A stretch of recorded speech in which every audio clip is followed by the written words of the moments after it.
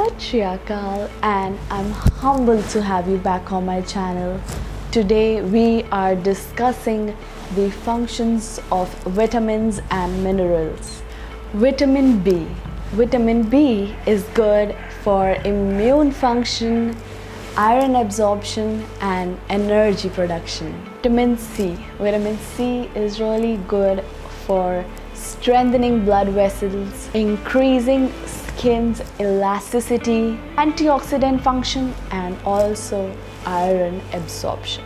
Vitamin D is good for strong and healthy bones. Vitamin E. It helps protect from free radicals and it also improves the blood circulation. Vitamin K. Vitamin K is good for blood coagulation. Folic acid. Folic acid is used for cell renewal. It's also used to prevent birth defects during pregnancy. Calcium. Calcium is used for healthy teeth and bones. Iron. Iron builds muscles naturally and maintains healthy blood. Zinc. Zinc is good for fertility, immunity and growth. Chromium. Chromium is good for glucose function and sustained energy.